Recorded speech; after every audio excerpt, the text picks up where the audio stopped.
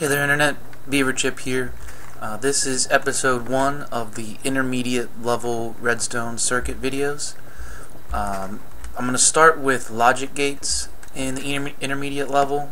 The thing about logic gates is that beginners usually don't have a good grasp on what they're used for, so they can be a little daunting. But I recommend, if you really want to get to know logic gates and their purposes, try doing a project that requires the use of logic gates. A good one might be a combination lock door. It's kind of like a stereotypical logic gate project. So you can watch all these videos and see what they are, but you won't really understand them until you use them. So anyway, let's get started. This is the first one. Easy enough. It's just an inverter.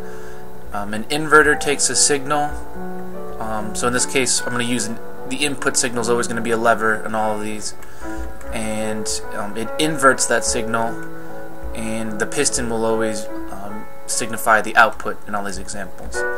So if your signal is off, an inverter switches it to on. If your signal is on, the inverter switches the signal to off. Simple enough. The second kind of logic gate that I'm going to talk about is an AND gate. In order for this to work, both your input signals have to be on, and then your output signal will be on. So if I turn just one of these levers on, nothing's going to happen. But if they're both on, the piston goes up.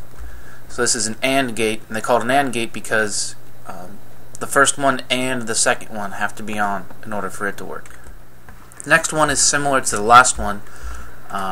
The only difference is we don't have a redstone torch here on the backside, and this is just called an N-AND gate or a not AND gate.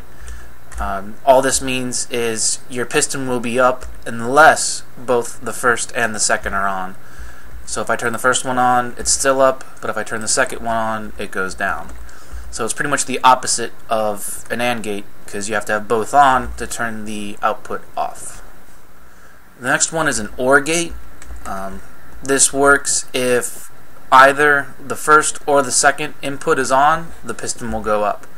So the first one's on, it goes up. Second one's on, it's still up. First one's off, but the second one's still on, so it's still up. If they're both off, it goes down. So that's an OR gate. If either one is on, then the piston goes up. This one is called a NOR gate or an NOR gate. It is pretty much the opposite of the OR gate. It's always on, so the default is on, unless either the first or the second signal is on. So I turn the first signal on, the output is off. Second one on, output's still off. As long as one of these two inputs is on, the output turns off. So it's just the opposite. It's an inverted OR gate. Alright, this next one looks a little bit more complex than the last few, but its function is fairly similar. It's called an XOR gate. Basically, this one, it'll work if one of the levers is on, but not both of the levers. So you see the piston goes down when either they're both off or they're both on. It's not going to send power to the output. But if one is on and one is off, then the power does go on. So it's an either or, but not both. And I don't know if you can see the build there very well, but I will include in this video an annotation link to a really good wiki site that shows you how to build all of these. So if you can't see exactly where all the torches and wiring are in the video, look for the link in either the description or an annotation. The last basic logic gate for episode 1 is going to be the XNOR gate, very similar to the XOR gate, where the XOR gate we had to have one off and one on in order for the piston to be up.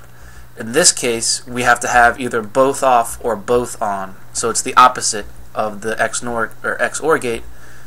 So if right now they're both off, piston's up. If one's on, piston's down. If one is on, piston's down, but if they're both on, piston's up. So they have to be either both off or both on in order for the power to be going to the output.